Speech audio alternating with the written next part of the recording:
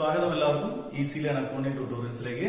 അപ്പോൾ ഈ ചാനലിൽ നമ്മൾ അക്കൗണ്ടിങ്ങിന്റെ +1ന്റെയും +2ലെയും മുഴുവൻ അക്കൗണ്ടിംഗ് ചാപ്റ്റേഴ്സിന്റെയും വളരെ സിമ്പിൾ ആയിട്ടുള്ള ഒരു ക്ലാസ് ആണ് പ്രൊവൈഡ് ചെയ്യാൻ പോകുന്നത്. നമുക്ക് പെട്ടെന്ന് മനസ്സിലാവുന്ന ഭാഷയിൽ വളരെ എളുപ്പത്തിൽ കുറച്ച് ട്രിക്സ് ഒക്കെ ഉപയോഗിച്ച് കുറച്ച് ഷോർട്ട് കട്ട്സ് ഒക്കെ ഉപയോഗിച്ച് ഈ അക്കൗണ്ടിംഗ് വളരെ സിമ്പിൾ ആയിട്ട് പഠിച്ചെടുക്കാനുള്ള കുറച്ച് ക്ലാസ്സുകൾ ആ ടെക്സ്റ്റിനെ അതേപോലെ ഫോളോ ചെയ്തുകൊണ്ട് ടെക്സ്റ്റിലെ ചാപ്റ്റേഴ്സിനെ അതുപോലെ ഫോളോ ചെയ്തുകൊണ്ട് നിങ്ങൾക്ക് ഒരു ഓൺലൈൻ ട്യൂഷൻ ആയിട്ട് ഓൺലൈൻ ക്ലാസ് പോലെ കേട്ട് പോകാൻ പറ്റുന്ന രീതിയിൽ പ്രോബ്ലംസിന് കുറച്ചും കൂടി പ്രാധാന്യം നൽകിക്കൊണ്ട് തിയറീസ് ഒന്ന് എക്സ്പ്ലെയിൻ ചെയ്തുകൊണ്ട് പ്രോബ്ലംസ് നല്ലോണം പറഞ്ഞുകൊണ്ട് കുറച്ച് ഷോർട്ട് കട്ടിലൂടെയൊക്കെ അത് പഠിച്ചെടുക്കാൻ എളുപ്പം പഠിച്ചെടുക്കാവുന്ന രീതിയിൽ നമ്മൾ ക്ലാസ്സുകൾ പ്രിപ്പയർ ചെയ്തിട്ടുണ്ട്. അത് ഓർഡറിൽ നിങ്ങൾക്ക് ലഭിച്ചുകൊണ്ടിരിക്കും. നിങ്ങൾ ചാനൽ ആദ്യമായിട്ട് കയറുന്നവരാണെങ്കിൽ നിങ്ങളത് ഇപ്പൊ തന്നെ സബ്സ്ക്രൈബ് ചെയ്യാം. ഇതേപോലെ കൊമേഴ്സ് പഠിക്കുന്ന സ്റ്റുഡൻസിന് നിങ്ങൾ ഷെയർ ചെയ്യാം. അഭിപ്രായങ്ങൾ ക്ലാസ്സിന് ശേഷം നിങ്ങളുടെ അഭിപ്രായങ്ങൾ കമന്റ് ബോക്സിൽ എഴുതുക. നമുക്ക് വളരെ യൂസ്ഫുൾ ആണ്, കുറച്ചും കൂടി ഇംപ്രൂവ് ചെയ്യാൻ വേണ്ടിയിട്ട്. സോ ക്ലാസ് ആണ്.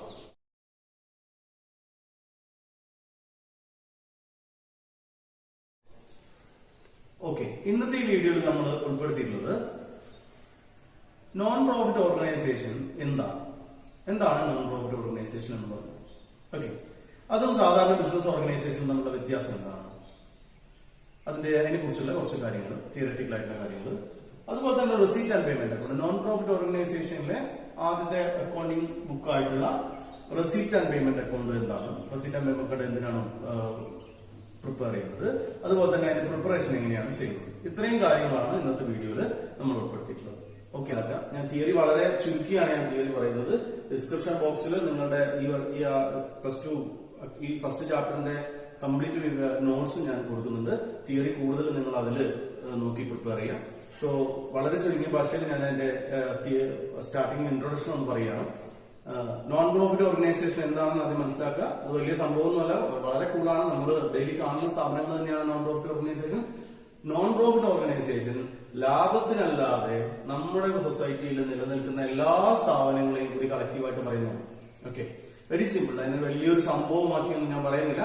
നിങ്ങൾക്ക് ഡെയിലി നിങ്ങൾ കണ്ട് പരിചയമുള്ള കുറെ സ്ഥാപനങ്ങൾ തന്നെയാണ് നോൺ പ്രോഫിറ്റ് ഓർഗനൈസേഷൻ.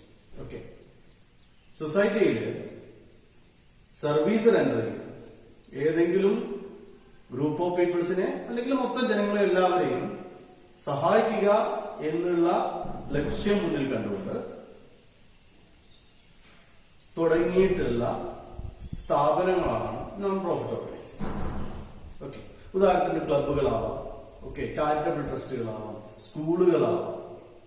ഓക്കെ, അങ്ങനെ പ്രോഫിറ്റ് ഓറിയന്റഡ് അല്ലാത്ത, ലാഭം മുന്നിൽ കണ്ട് പ്രവർത്തിക്കാത്ത, ലാഭം ലക്ഷ്യമാക്കി ക്യാപിറ്റൽ ഇൻവെസ്റ്റ് ചെയ്ത് ആ ക്യാപിറ്റലിനെ ഉപയോഗിച്ചുകൊണ്ട് പ്ലാനിങ് നടത്തി, ഓർഗനൈസിംഗ് നടത്തി, സ്റ്റാഫിംഗ് നടത്തി, ഡയറക്ടിംഗ് നടത്തി, കൺട്രോളിംഗ് നടത്തി എന്നൊക്കെ നമ്മൾ പഠിക്കുന്നുണ്ടല്ലോ.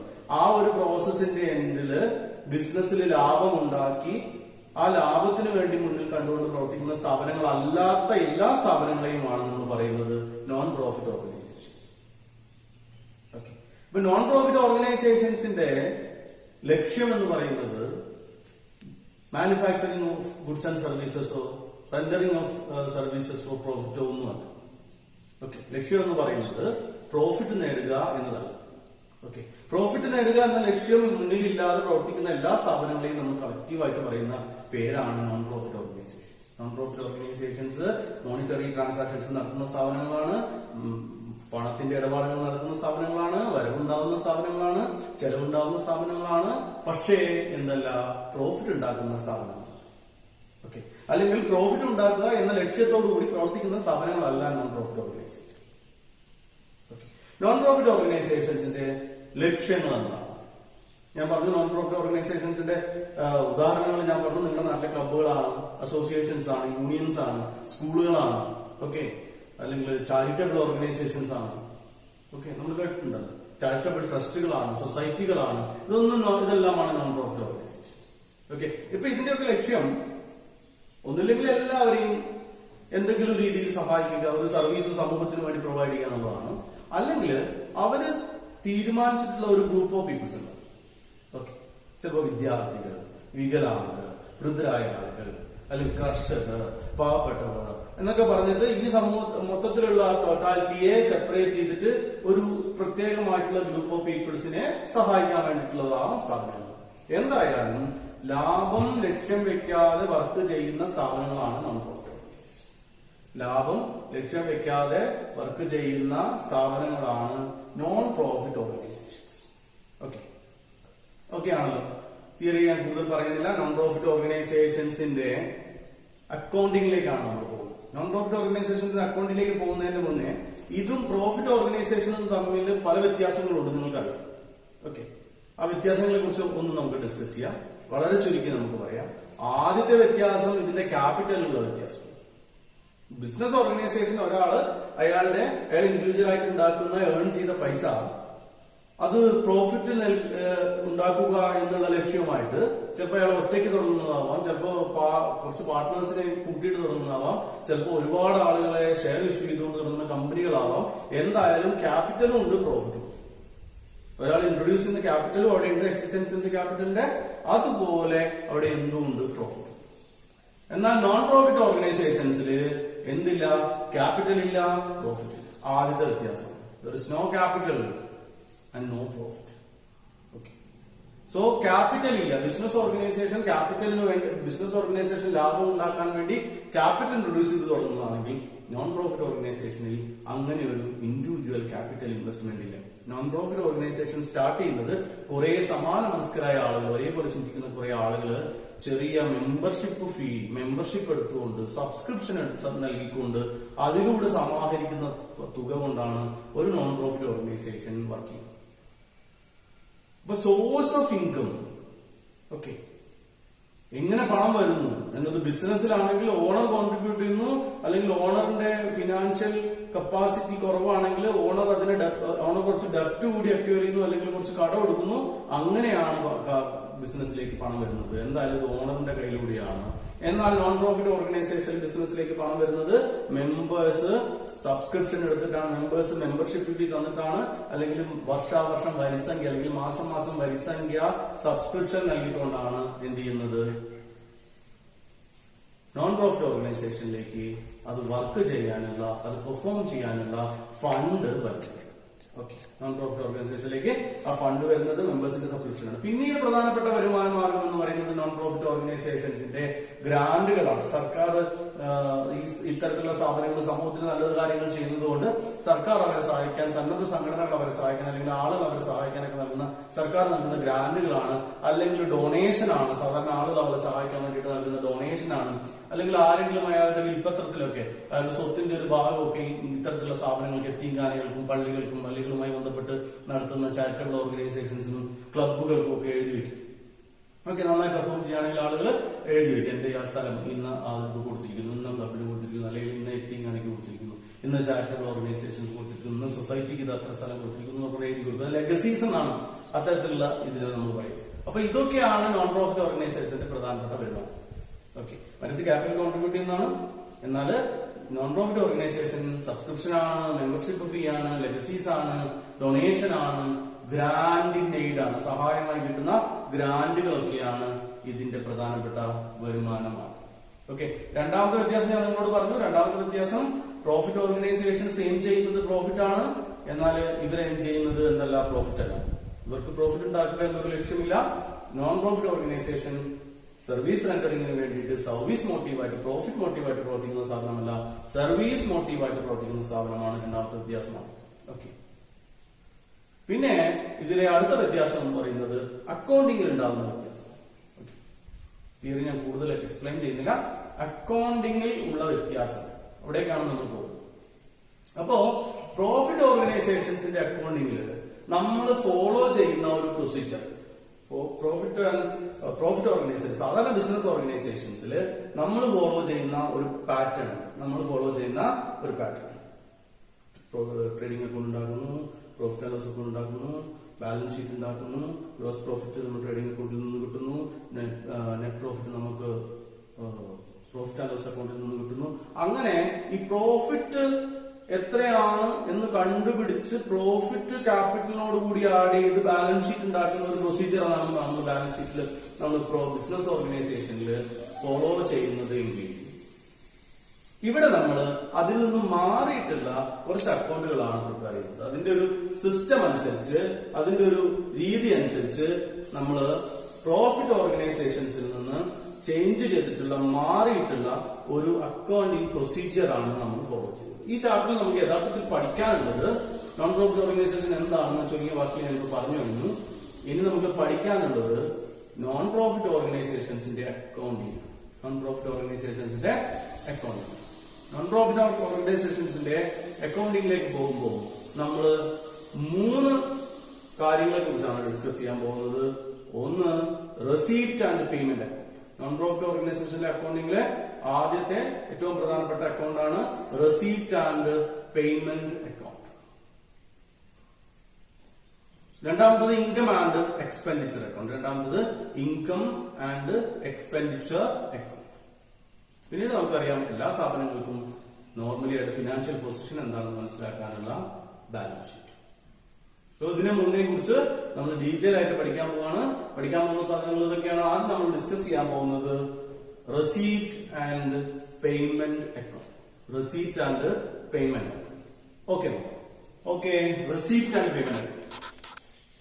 റെസീപ്റ്റ് ആൻഡ് പേയ്മെന്റ് അക്കൗണ്ട് എന്ന് പറയുമ്പോൾ നമുക്ക് പുതിയതായിട്ട് ഒരു സാധനമാണ് എന്ന് തോന്നും, പുതുതായിട്ട് എന്തോ നമ്മൾ പഠിക്കാൻ പോവാണെന്ന് തോന്നും. എന്നാൽ റെസീപ്റ്റ് ആൻഡ് പേയ്മെന്റ് അക്കൗണ്ട് യഥാർത്ഥത്തിൽ ക്യാഷ് ബുക്കാണ്. കഴിഞ്ഞ വർഷം നമ്മൾ പഠിച്ചിട്ടുള്ള ബിസിനസ് ഓർഗനൈസേഷൻസിലെ ക്യാഷ് ബുക്ക് തന്നെയാണ് റെസീപ്റ്റ് ആൻഡ് പേയ്മെന്റ് അക്കൗണ്ട് എന്ന പേരിൽ നമ്മൾ മുന്നിലെത്തിയിരിക്കുന്നത് എന്ന് വിചാരിച്ച് നിങ്ങൾ പഠിക്കുക. അപ്പൊ നിങ്ങൾക്ക് ഓക്കെ ആവും. അത് ക്യാഷ് ബുക്ക് അല്ല, നോൺ പ്രോഫിറ്റ് ഓർഗനൈസേഷൻസിലെ വേറൊരു ബുക്കാണ്, അക്കൗണ്ടാണ്. ഓക്കെ, പക്ഷെ ഇത് ക്യാഷ് ബുക്ക് തന്നെയാണ്. നമ്മുടെ ബിസിനസ് ഓർഗനൈസേഷൻസിൽ നമ്മൾ കഴിഞ്ഞ വർഷം ഇഷ്ടംപോലെ ഉണ്ടാക്കിയിട്ടുള്ള, ഫസ്റ്റ് ഇയറിൽ നിങ്ങൾ അക്കൗണ്ടിങ് പഠിച്ച നിങ്ങൾ ഒരുപാട് തവണ ചെയ്ത് തീർത്തിട്ടുള്ള ക്യാഷ് ബുക്ക് തന്നെയാണ് മറ്റൊരു പേരിൽ നമ്മുടെ മുന്നിലെത്തിയിരിക്കുന്നത് റെസീപ്റ്റ് ആൻഡ് പേയ്മെന്റ് അക്കൗണ്ട്. അതിന് മുന്നിൽ ഇപ്പൊ എക്സ്പ്ലനേഷന്റെ ആവശ്യം പോലില്ല, വളരെ സിമ്പിളാണ്. ഓക്കെ, ഉണ്ടാക്കാനും പ്രിപ്പയർ ചെയ്യുന്ന സമയത്തും അതുപോലെ അതിന്റെ കൺസെപ്റ്റ് മനസ്സിലാക്കുന്ന സമയത്തും ഒക്കെ നിങ്ങൾ ഏതിനെ കുറിച്ച് ചിന്തിക്കുക?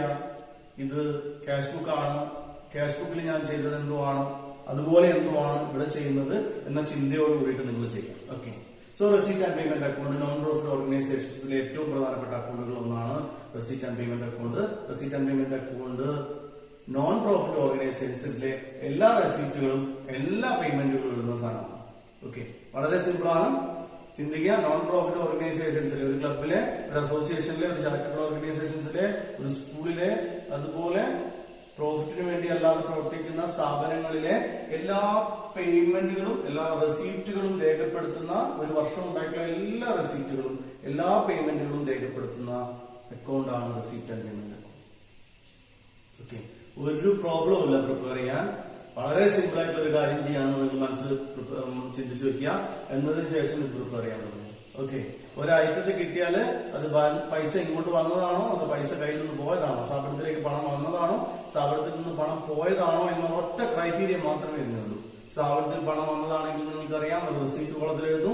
സ്ഥാപനത്തിൽ നിന്ന് പണം പോയതാണെങ്കിൽ അത് എവിടെ എഴുതുന്നു? പേയ്മെന്റ് കോളത്തിൽ എഴുതുന്നു. ക്യാഷ് ഇൻ ഹാൻഡിൽ നിന്നാണ് opening balance of cash in hand. നമ്മുടെ കയ്യിൽ ഈ ഫിനാൻഷ്യൽ ഇയർ സ്റ്റാർട്ട് ചെയ്യുമ്പോൾ ഉണ്ടായിട്ടുള്ള പണത്തിൽ നിന്നാണ് ഇത് തുടങ്ങുന്നത്. നമ്മുടെ കയ്യില് ഈ ഫിനാൻഷ്യൽ ഇയറിന്റെ അവസാനത്തിൽ ബാക്കി വരുന്ന പണത്തിലാണ് ഇത് അവസാനിക്കുന്നത്.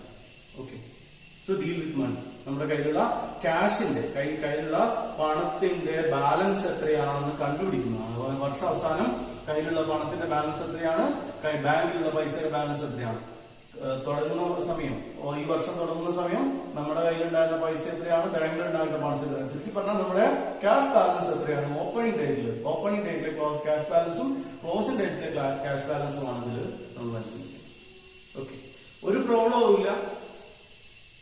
ഒരു ഐറ്റം വായിച്ച് മനസ്സിലാക്കിയിട്ട് ഒരു ഐറ്റം കണ്ടാൽ അത് പൈസ കയ്യിലേക്ക് വന്നതാണോ അത് പൈസ കയ്യിൽ നിന്ന് പോയതാണോ എന്ന ഒറ്റ കാര്യം മാത്രമേ ഇതിൽ ചിന്തിക്കാനുള്ളൂ. പൈസ വന്നതാണെങ്കിൽ എടുത്ത് റെസീപ്റ്റ് കോളത്തിൽ എഴുതിക്കോളാം, പൈസ പോയതാണെങ്കിൽ എടുത്ത് പേയ്മെന്റ് കോളത്തിൽ എഴുതിക്കോളാം. അത് ചിലപ്പോൾ കഴിഞ്ഞ വർഷത്തെ പൈസ കിട്ടിയതായിരിക്കും, നിങ്ങൾ ചിന്തിക്കേണ്ട. ചിലപ്പോൾ അടുത്ത വർഷത്തെ പൈസ കിട്ടിയതായിരിക്കും.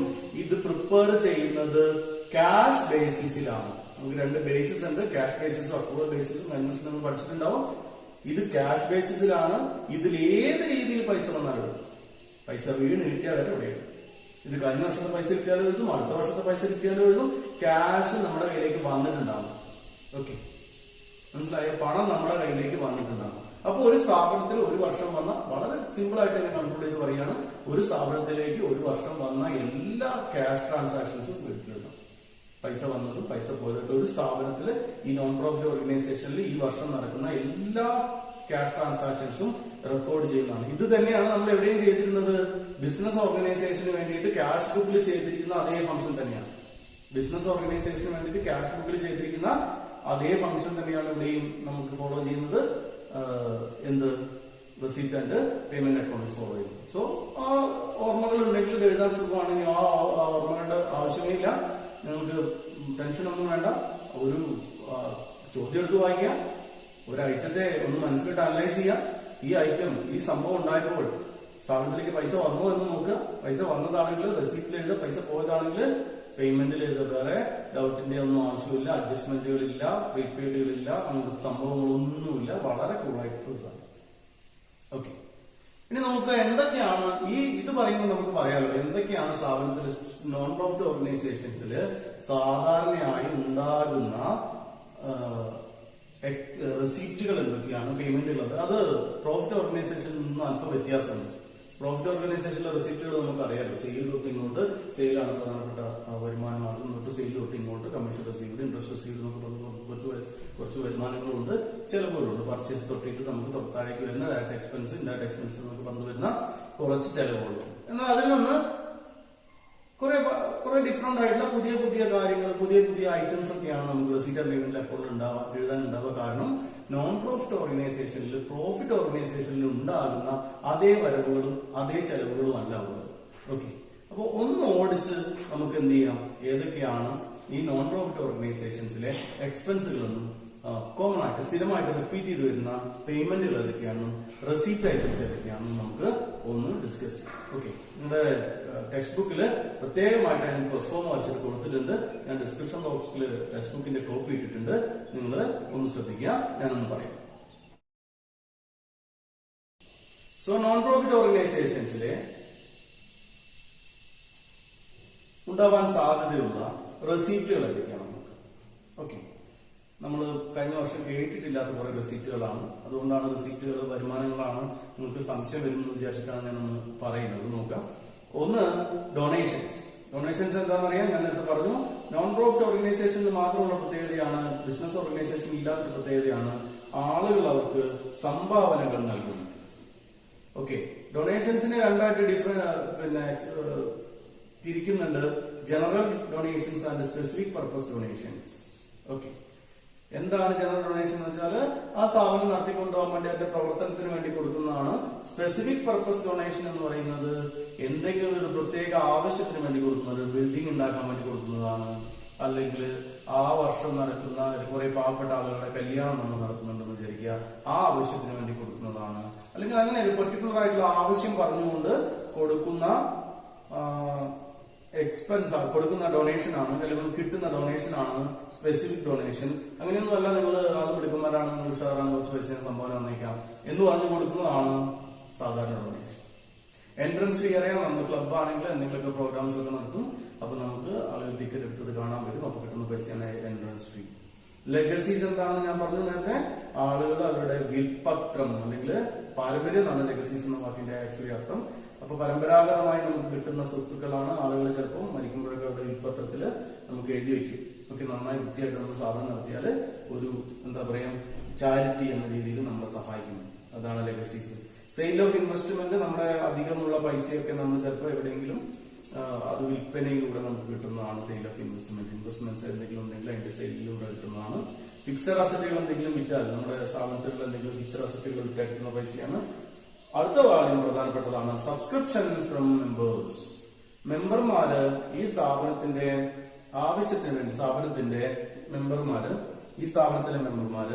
ഈ സ്ഥാപനം കറക്റ്റായിട്ട് നടന്നു പോകാൻ വേണ്ടിയിട്ട് സ്ഥാപനത്തിലേക്ക് വർഷാവർഷം ഒരു റെഗുലർ ഇന്റർവെൽ, ചിലപ്പോൾ വർഷാവർഷമാവാം, ചിലപ്പോൾ മാസം ആവാം. അങ്ങനെ ബിസിനസ്സിലെ ഈ പറയുന്ന നോൺ പ്രോഫിറ്റ് ഓർഗനൈസേഷൻസിലേക്ക്, ക്ലബുകളിലേക്ക് ഒക്കെ കൊടുക്കുന്ന വരിസംഖ്യയാണ് സബ്സ്ക്രിപ്ഷൻ. വരിസംഖ്യ എന്ന് പറയും.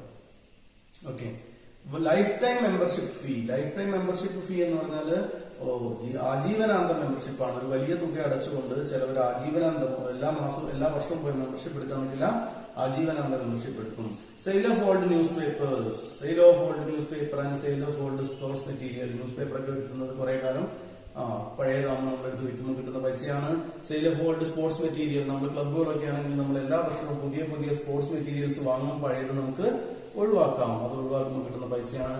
ഇൻട്രസ്റ്റ് ഓൺ ഫിക്സഡ് ഡിപ്പോസിറ്റ്, നമ്മൾ എവിടെയെങ്കിലുമൊക്കെ പൈസ ഡെപ്പോസിറ്റ് ചെയ്തിട്ടുണ്ടെങ്കിൽ നമുക്ക് ഇൻട്രസ്റ്റ് കിട്ടും, അതൊക്കെയാണ്. ഓക്കെ, എല്ലാ ഐറ്റംസും ഒന്ന് നോക്കുക.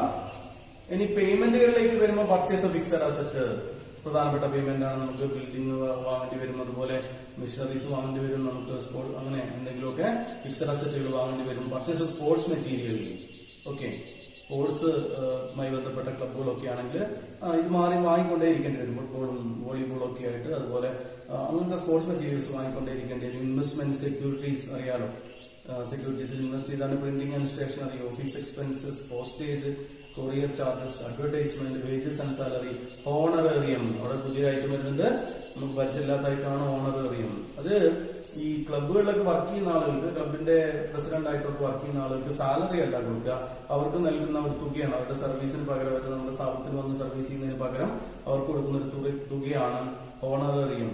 Okay, telephone charges, electricity expenses, repairs and renewals, upkeep of playground. Playground ഒക്കെ അറിയാം, വലിയ ഗ്രൗണ്ടൊക്കെ നല്ലോണം മെയിൻറ്റെയിൻ ചെയ്ത് കൊണ്ടുപോകണമെങ്കിൽ ഒരുപാട് എക്സ്പെൻസ് ഉണ്ട്, അതാണ് അപ്കീപ്പ് ഓഫ് പ്ലേ ഗ്രൗണ്ട് എന്ന് പറയുന്നത്. കൺവീനിയൻസ് ചാർജസ് നമുക്ക് അറിയാവുന്നതാണ്. സബ്സ്ക്രിപ്ഷൻ ഫോർ പീരിയോഡിക്കൽസ്, ഓക്കെ, നമ്മൾ ക്ലബ്ബുകളിലൊക്കെ കുറെ മാഗസീൻസും ന്യൂസ് പേപ്പേഴ്സ് ഒക്കെ വാങ്ങണം, അത് കുറെ ഉണ്ടാവും. നമ്മുടെ വീടുകളിൽ ഒന്നേ വാങ്ങുള്ളൂ, പക്ഷെ ക്ലബ്ബുകളിലൊക്കെ നോക്കിയാൽ 10-12 വാങ്ങിയിട്ടുണ്ടാവും. അതിനുള്ള ചെലവാണ് audit fee.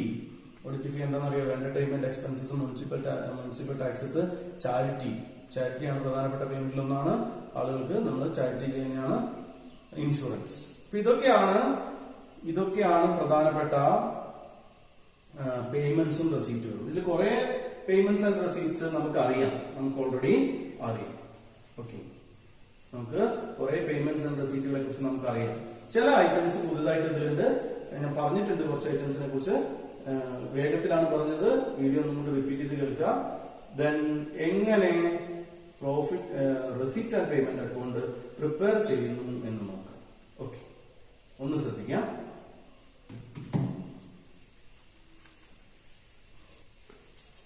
Okay, receipt and payment preparation വളരെ സിമ്പിൾ ആണ്. വളരെ സിമ്പിൾ ആയിട്ടുള്ള ഒരു കാര്യമാണ് നിങ്ങൾ ചെയ്യുന്നത് എന്ന് വിചാരിച്ച് നിങ്ങളിത് ചെയ്യുക, അത്രേ ഉള്ളൂ. Okay, receipt and payment account ഒക്കെ അക്കൗണ്ടിംഗ് എന്ന് കേട്ടിട്ടില്ലാത്ത ആളുകൾ പോലും പ്രിപ്പയർ ചെയ്യുന്ന സാധനമാണ്. ഓക്കെ, ക്യാഷ് ബുക്കും റെസീറ്റ് ആൻഡ് പേയ്മെന്റ് അക്കൗണ്ട് ഒക്കെ അക്കൗണ്ടിങ് എന്താന്ന് പോലും അറിയാത്ത, അക്കൗണ്ടിംഗ് എന്നുള്ള വാക്ക് പോലും കേട്ടിട്ടുള്ള ആളുകൾ വൃത്തിയായി പ്രിപ്പയർ ചെയ്യുന്ന സാധനങ്ങളാണ്. സോ ഇറ്റ്സ് വെരി സിമ്പിൾ ആണ്. Okay, receipt and payment account start ചെയ്യുന്നത് ക്യാഷിൽ നിന്നാണ്, ബാങ്കിൽ നിന്നാണ്. ഇത് ഓപ്പണിംഗ് ബാലൻസ് ആണ്, opening balance of cash and bank. Opening balance of cash and bank എന്ന് പറഞ്ഞാൽ ഈ വർഷം ആരംഭിക്കുമ്പോൾ ഈ സ്ഥാപനത്തിൽ ഉണ്ടായ കയ്യിലുള്ള പണവും ഈ സ്ഥാപനത്തിന്റെ ബാങ്കിൽ ഉണ്ടായിരുന്ന പണത്തിൽ നിന്നാണ് തുടങ്ങുന്നത്.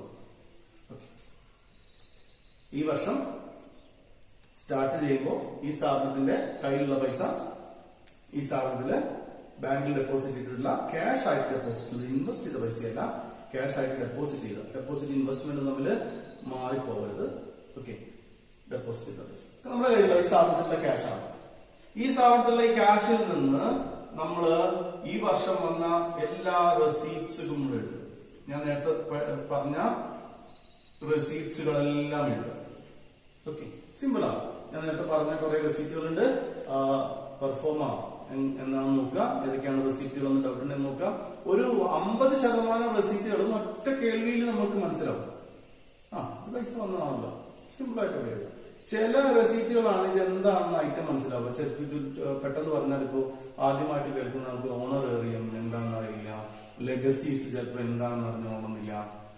ഓക്കെ, ഡൊണേഷൻ നമ്മൾ കൊടുത്തതാണോ കിട്ടിയതാണോ എന്ന് ഡൗട്ട് വരും. ഡൊണേഷൻ കിട്ടിയതാണ്, കൊടുത്തതാണെങ്കിൽ നമ്മൾ അതിന് ചാരിറ്റി എന്നാണ് നോൺ പ്രോഫിറ്റ് ഓർഗനൈസേഷൻസിൽ എഴുതുക, അല്ലെങ്കിൽ ഡൊണേഷൻ പെയ്ഡ് എന്നുള്ളത്. നോർമലി ഡൊണേഷൻ എന്ന പേര് കണ്ടാലും നിങ്ങൾ ആലോചിച്ചോളൂ, അത് കിട്ടിയതാണ്. നമ്മൾ കൊടുത്തതാണെങ്കിൽ നമ്മൾ ചാരിറ്റി എന്ന് എഴുതാറാണ് പതിവ്. അപ്പൊ ഡൊണേഷനെ കുറിച്ച് ഡൗട്ട് ഒന്നും വേണ്ട, ഡൊണേഷൻ റെസീറ്റ് തന്നെയാണ്, പ്രധാനപ്പെട്ട റെസീറ്റാണ്. ഓക്കെ, സബ്സ്ക്രിപ്ഷൻ ആദ്യമായിട്ട് കേൾക്കുന്ന സബ്സ്ക്രിപ്ഷൻ എന്താണെന്ന് തോന്നുന്നു. സബ്സ്ക്രിപ്ഷൻ വരുമാനമാണ്, വന്നതാണ്, ആളുകൾ അടയ്ക്കുന്ന വരിസംഖ്യയാണ്. അങ്ങനെ പ്രധാനപ്പെട്ട എല്ലാ റെസീറ്റുകളും കുറച്ച് മുന്നേ ഞാൻ എക്സ്പ്ലെയിൻ ചെയ്തിട്ടുണ്ട്. റെസീറ്റുകൾ അതൊക്കെയാണ് അവിടെ ഡിസ്പ്ലേയിലുണ്ട്, നിങ്ങൾ നോക്കുക. എല്ലാ റെസിപ്റ്റുകളും ഉണ്ട്. അപ്പൊ ക്യാഷിന്റെ ബാലൻസ് എടുത്ത് എഴുതുക, ഓപ്പണിംഗ് ബാലൻസ് ഓഫ് ക്യാഷ് എടുത്ത് എഴുതുക, ഓപ്പണിംഗ് ബാലൻസ് ഓഫ് ബാങ്ക് എടുത്ത് എഴുതുക, റെസിപ്റ്റുകൾ തന്നിട്ടുള്ള ഐറ്റങ്ങളിൽ നിന്ന് റെസിപ്റ്റുകളെല്ലാം എടുത്ത് എഴുതുക. ഓക്കെ, ഇവിടെ തന്നിട്ടുള്ള ഐറ്റംസിൽ നിന്ന് പേയ്മെന്റ്സുകളെ കറക്റ്റ് ചെയ്ത് എഴുതുക. ഇവിടെ എന്ത് ചെയ്യാം, ബാലൻസ് ചെയ്യും. ബാലൻസ് എന്തൊക്കെ കിട്ടും നിങ്ങൾക്ക്? ക്യാഷിന്റെ ബാലൻസ് ഉണ്ടാവും, ഒപ്പം തന്നെ ബാങ്കിൽ എത്ര പൈസ ഉണ്ട് എന്ന ബാലൻസും. വളരെ സിമ്പിൾ ആണ്. ബാലൻസ് ചെയ്യാൻ ഡൗട്ട് ഉള്ളവര് ഫസ്റ്റ് ഇയറിന്റെ പോർഷൻസിൽ അക്കൗണ്ട് എങ്ങനെ ബാലൻസ് ചെയ്യുന്നു എന്നതിനെ കുറിച്ച് വളരെ വിശദമായിട്ട് പറയുന്നുണ്ട്. ബാലൻസ് ചെയ്യാൻ എന്തെങ്കിലും ടെൻഷൻ ഉണ്ടെങ്കിൽ അതുപോലെ നോക്കിക്കോളാം. Okay, so receipt column start with opening balance of cash and opening balance of bank. ഇവിടെ റെസിപ്റ്റുകളെല്ലാം താഴേക്ക് എഴുതാം. ഓക്കെ, ഡൊണേഷൻ ഉണ്ടെങ്കിൽ എഴുതാം, ലെഗസി ഉണ്ടെങ്കിൽ എഴുതാം, ഓക്കെ, സബ്സ്ക്രിപ്ഷൻ എഴുതാം, മെമ്പർഷിപ്പ് ഫീ എഴുതാം, ഓക്കെ, ഹോൾ റെന്റ് എഴുതാം, ലോക്കർ റെന്റ് എഴുതാം, അങ്ങനെ കുറേ സാധനങ്ങൾ എന്തെങ്കിലുമൊക്കെ ക്ലബിലേക്ക് വന്ന വരുമാനങ്ങളൊക്കെ എഴുതാം. ഓക്കെ, ഇവിടെ എല്ലാ പേയ്മെന്റ്സ് എഴുതാം. ചാർജ് ചെയ്തിട്ടുണ്ടെങ്കിൽ എഴുതാം, ഓണററി കൊടുത്തിട്ടുണ്ടെങ്കിൽ എഴുതാം, റെന്റ് കൊടുക്കേണ്ടി വന്നിട്ടുണ്ടാവും അത് എഴുതാം, എന്തെങ്കിലും സാധനങ്ങൾ വാങ്ങിയിട്ടുണ്ടാവും, സ്പോർട്സ് മെറ്റീരിയൽസ് വാങ്ങിയിട്ടുണ്ടാവും, ഫിക്സഡ് അസറ്റ് വാങ്ങിയിട്ടുണ്ടാവും, അങ്ങനെ പൈസ ഏതെല്ലാം രീതിയിൽ പോയി ഒക്കെ എഴുതിക്കോളും. ഓക്കെ, ചിലപ്പോ ഇവിടെ സബ്സ്ക്രിപ്ഷൻ ഒക്കെ കൊടുത്തെടുത്ത് 2-3 വർഷങ്ങൾ കൊടുത്തിട്ടുണ്ടാവും. 2001 സബ്സ്ക്രിപ്ഷൻ, 2002 സബ്സ്ക്രിപ്ഷൻ, 2003 സബ്സ്ക്രിപ്ഷൻ എന്നൊക്കെ കൊടുത്തിട്ടുണ്ടാവും. സബ്സ്ക്രിപ്ഷൻ കൂടിയാണ് എഴുതാം, ഇവിടെ കൊടുത്തിട്ടുണ്ടാവും. ഓക്കെ, ഇത് 2-3 സബ്സ്ക്രിപ്ഷൻ കാണാം. ചിലപ്പോൾ നിങ്ങൾ പ്രോബ്ലം ചെയ്തുകൊണ്ടിരിക്കുമ്പോൾ നിങ്ങൾക്ക് അവിടെ 2001 സബ്സ്ക്രിപ്ഷനും 2002 സബ്സ്ക്രിപ്ഷനും 2003 സബ്സ്ക്രിപ്ഷനും ഒക്കെ കൊടുത്തിട്ടുണ്ടാവും. കറണ്ട് ഇയറിലത് കഴിഞ്ഞ 2003 ഉദാഹരണം പറഞ്ഞാണ്. കറണ്ട് ഇയറിലത് കൊടുത്തിട്ടുണ്ടാവും, പ്രീവിയസ് ഇയറിലത് കൊടുത്തിട്ടുണ്ടാവും, നെക്സ്റ്റ് ഇയറിലത് കൊടുത്തിട്ടുണ്ടാവും. ഓക്കെ, ഇത് ഏതെടുക്കണമെന്ന് ഡൗട്ട് ഒന്നും വേണ്ട, എല്ലാം നമുക്ക് വേണം. ഓക്കെ, ക്യാഷ് ബുക്കിന് അങ്ങനെ പക്ഷഭേദമൊന്നുമില്ല. ക്യാഷ് ബുക്ക് എല്ലാ ക്യാഷുകളെയും ക്യാരി ചെയ്യുന്ന സാധനമാണ്. സോ റെസിപ്റ്റ് ആൻഡ് പേയ്മെന്റ് അക്കൗണ്ടിലേക്ക് കഴിഞ്ഞ വർഷത്തത് കിട്ടിയാലും നമ്മൾ എഴുതും, ഈ വർഷത്തതും നമ്മൾ എഴുതും, അടുത്ത വർഷത്തതും നമ്മൾ ഓക്കെ. ബാലൻസ് ചെയ്യാം. ബാലൻസ് ചെയ്യുമ്പോൾ നിങ്ങൾക്ക് ക്യാഷ് ബാലൻസും ബാങ്ക് ബാലൻസും ബാങ്ക് ബാലൻസ് തന്നിട്ടുണ്ടാവും, അല്ലെങ്കിൽ ക്യാഷ് ബാലൻസ് തന്നിട്ടുണ്ടാവും. എന്തായാലും നമ്മുടെ കയ്യിലെ ക്യാഷിന്റെ ബാലൻസ് കിട്ടും. അപ്പൊ ഓപ്പണിംഗ് ബാലൻസ് തുടങ്ങുമ്പോൾ നമ്മുടെ കയ്യിലുള്ള പൈസയിൽ നിന്ന് തുടങ്ങി ഇത് ഈ വർഷത്തെ എല്ലാ കലാപരിപാടികളും അവസാനിപ്പിക്കുമ്പോൾ നമ്മുടെ കയ്യിലുള്ള പൈസയിൽ അവസാനിക്കുന്ന ഒരു അക്കൗണ്ടാണ് receipt and payment account. Okay, ഇതാണ് receipt and payment account. Account balance ചെയ്യാം. നോർമലി റെസിപ്റ്റ് സൈഡ് ആയിരിക്കും കൂടുതൽ, അല്ലെങ്കിൽ പേയ്മെന്റ് ഇത് അക്കൗണ്ടുകൾ തമ്മിൽ എന്ത് ചെയ്യാം, നിങ്ങൾ ബാലൻസ് ചെയ്യാം. നിങ്ങൾക്ക് കിട്ടുന്നത് ക്ലോസിംഗ് ബാലൻസ് ഓഫ് ക്യാഷ് ആയിരിക്കും. ചിലപ്പോൾ ഡെഫിസിറ്റ് ആയേക്കാം, ഓവർ ഡ്രാഫ്റ്റ് ബാലൻസുകൾ ചിലപ്പോൾ കിട്ടിയേക്കാം. ഓവർ ഡ്രാഫ്റ്റ് ബാലൻസും ചിലപ്പോൾ നിങ്ങൾ പ്രതീക്ഷിക്കാം. ഓക്കെ, അതായത് കാരണം പേയ്മെന്റ് റെസിപ്റ്റിനേക്കാൾ ചിലപ്പോൾ കൂടിയേക്കാം, ഓവർ ഡ്രാഫ്റ്റ് ബാലൻസ് ഉണ്ടായേക്കാം. ഓക്കെ, അതും ഇതിന് സാധ്യതയുണ്ട്. അപ്പൊ ഇതാണ് നോൺ പ്രോഫിറ്റ് ഓർഗനൈസേഷൻസിലെ റെസിപ്റ്റ് ആൻഡ് പേയ്മെന്റ്. വളരെ സിമ്പിൾ ആയിട്ടുള്ള അക്കൗണ്ട് ആണ്, ഒരുപാട് പറയേണ്ട ആവശ്യമൊന്നുമില്ല. സിമ്പിൾ. ക്യാഷ്, ഓപ്പണിംഗ് ക്യാഷ് എഴുതുക, റെസിപ്റ്റുകൾ എഴുതുക, പേയ്മെന്റുകൾ എഴുതുക. നമുക്ക് ആൻസർ ആയിട്ട് കിട്ടുന്നത് ക്ലോസിംഗ് ക്യാഷ് ബാലൻസ് ആണ്. ഓക്കെ, ക്യാഷ് എന്ന് പറയുമ്പോൾ ഓട്ടോമാറ്റിക്കലി ഇന്നത്തെ ടൈമിൽ അതിൽ ബാങ്ക് ബാലൻസും കൂടി നമ്മൾ ഇൻക്ലൂഡ് ആക്കണം. അത്രേ. ഓക്കെ, അപ്പൊ ഇന്നത്തെ ക്ലാസ്സിൽ നമ്മൾ ഡിസ്കസ് ചെയ്തത് നോൺ പ്രോഫിറ്റ് ഓർഗനൈസേഷൻസിന്റെ അക്കൗണ്ടിങ്ങിന്റെ ആദ്യത്തെ സ്റ്റേജ് ആണ്. ഞാൻ നോൺ പ്രോഫിറ്റ് ഓർഗനൈസേഷൻ എന്താന്ന് പറഞ്ഞു, അത് തമ്മിൽ പ്രോഫിറ്റ് ഓർഗനൈസേഷനുമായിട്ട് കുറച്ച് അതിന്റെ ഡിഫറൻസ് ഉണ്ടെന്ന് നിങ്ങൾക്ക് മനസ്സിലായിട്ടുണ്ടാവും. അക്കൗണ്ടിംഗ് പ്രൊസീജിയറിലും അതിനൊരു വ്യത്യാസം ഉണ്ടെന്ന് മനസ്സിലായിട്ടുണ്ടാവും. അക്കൗണ്ടിംഗ് പ്രൊസീജിയറിലെ നോൺ പ്രോഫിറ്റ് ഓർഗനൈസേഷൻ അക്കൗണ്ടിംഗ് പ്രൊസീജിയറിൽ ഫസ്റ്റ് പ്രിപ്പയർ ചെയ്യുന്ന റെസിപ്റ്റ് ആൻഡ് പേയ്മെന്റ് അക്കൗണ്ടിനെ കുറിച്ച് നമ്മൾ പഠിച്ചു. അടുത്ത വീഡിയോയിൽ നമുക്ക് ഇതിന്റെ കണ്ടിന്യൂഷൻ ആയിട്ട് നമ്മൾ പ്രിപ്പയർ ചെയ്യുന്ന ഇൻകം ആൻഡ് എക്സ്പെൻഡിച്ചർ അക്കൗണ്ടിനെ കുറിച്ച് പഠിക്കാം. ഓക്കെ, അപ്പോ ഇതിന്റെ ചാനൽ ആദ്യമായിട്ട് കാണുന്നവരുണ്ടെങ്കിൽ സബ്സ്ക്രൈബ് ചെയ്യുക. നിങ്ങളുടെ അഭിപ്രായങ്ങളൊക്കെ കമന്റ് ബോക്സിൽ രേഖപ്പെടുത്തുക. ബെല്ലൈക്കൺ ക്ലിക്ക് ചെയ്യുക നിങ്ങളുടെ നോട്ടിഫിക്കേഷൻ കിട്ടുന്നതിന് വേണ്ടിയിട്ട്. ഡിസ്ക്രിപ്ഷൻ ബോക്സിൽ ഞാൻ ഇതിന്റെ നോട്ട്സ് ഒക്കെ ഷെയർ ചെയ്യുന്നുണ്ട്. അത് നിങ്ങളുടെ ഫ്യൂച്ചർ റെഫറൻസിന് വേണ്ടി ഉപയോഗിക്കാം. Okay, thank you.